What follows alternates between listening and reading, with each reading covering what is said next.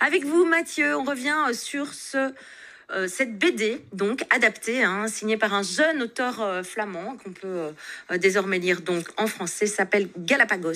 Oui, alors c'est pas tous les jours que je vous parle d'une bande dessinée signée par un auteur flamand, donc je suis très heureux de vous parler C'est chouette, ouais. Galapagos de Michael Olbrechts, qui fait partie un peu de cette nouvelle génération talentueuse d'auteurs flamands. Alors c'est une BD qui a connu un grand succès public et critique en Flandre et aux Pays-Bas. Elle a fait l'objet de plusieurs réimpressions, ce qui est plutôt rare pour un roman graphique du côté néerlandophone, il faut bien dire.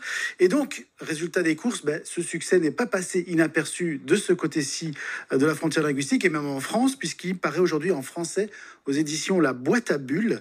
Et en fait, ce qui est marrant, c'est que Michael Olbrecht, il a eu l'idée de cette BD en écoutant un podcast sur les histoires criminelles. Donc il s'est inspiré de faire réel. Il a écouté un épisode consacré à la fameuse affaire des Galapagos, et il s'est dit, ça c'est une bonne idée pour faire une bande dessinée.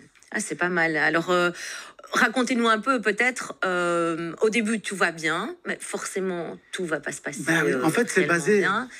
On est quand même sur une île paradisiaque. C'est ça. A priori, ça a l'air paradisiaque, mais vous allez voir que ça va un peu déraper. Donc, c'est basé sur des faits tout à fait réels. En 1929, les Allemands Friedrich Ritter et Dore Strauch décident d'aller s'installer sur l'île inhabitée de Floreana, une des îles de l'archipel des Galapagos, et ils veulent y créer leur propre petit paradis, entouré d'une faune et d'une flore extraordinaires. Donc c'est Friedrich en fait qui a eu cette idée un peu folle. Il était passionné par les écrits de Nietzsche. Et par son concept des Übermenschen, c'est-à-dire des êtres humains autosuffisants et libérés de la mentalité de troupeau. Voilà, donc en gros, il voulait s'isoler de la société des hommes pour renouer avec la nature et redécouvrir une sorte de bonheur originel, donc un peu, voilà, un concept. Mais les problèmes, voilà, vous disiez, les problèmes vont démarrer lorsque la presse commence à s'intéresser à Friedrich et Dore. Et il y a des articles qui commencent à paraître en Allemagne en disant, voilà, ce sont les Adam et Ève de Floreana. Et du coup, le problème, c'est que ça va donner des idées à d'autres.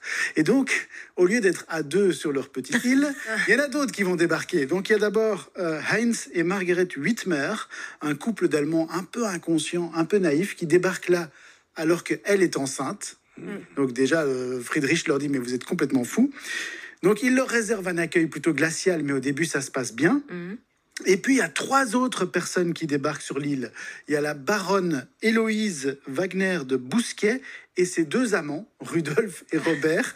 Et donc, c'est le début des vrais problèmes, parce que la baronne, c'est une femme excentrique et imprévisible, et elle va rapidement se comporter comme si l'île lui appartenait. Et en plus, elle a l'objectif d'y construire un hôtel. Donc, autant dire qu'on est loin de l'idée de départ d'un paradis. Alors, évidemment... On a envie de vous poser une seule question, c'est qu'est-ce qui vous a plu dans cette histoire ? Ce que j'aime bien dans cette histoire, c'est que ça rassemble toute une série de personnages exubérants qui s'affrontent dans un cadre paradisiaque. Et donc, au début, tout a l'air d'aller très bien. Et puis, ça devient une lutte pour le contrôle de l'île, une jalousie entre voisins. Il y a des disparitions mystérieuses.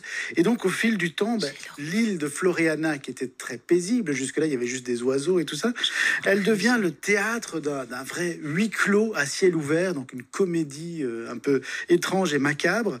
Et pour raconter cette histoire, notre ami Michael Olbrechts, il a pu se baser sur une documentation très riche, puisque notamment Dore Strauch, donc la dame qui a la Ève de l'histoire, elle a tenu un journal en fait pendant tout son séjour sur l'île. Et donc ça a vraiment permis à l'auteur d'avoir accès à toutes les anecdotes. Et alors par ailleurs, si ça vous intéresse, si le sujet vous avez envie d'aller plus loin, il existe beaucoup de livres, d'études et même d'images filmées sur cette affaire des Galapagos. Et on voit d'ailleurs des photos des protagonistes à la fin de la BD. Donc, si vous voulez voir à quoi ils ressemblaient vraiment, on les voit ici, ils sont là. En effet, on les a ici. Et on peut remporter cette BD ? Bien sûr. Mais quelle bonne idée. Mais quelle bonne idée. Et qu'est-ce qu'on envoie alors au 60 03 Vous voulez une petite question ? Juste Galapagos ? Allez, juste Galapagos. On fait ça, Véro ? Juste Galapagos au 60 03. On marque une pause. De l'autre côté, on revient avec l'info.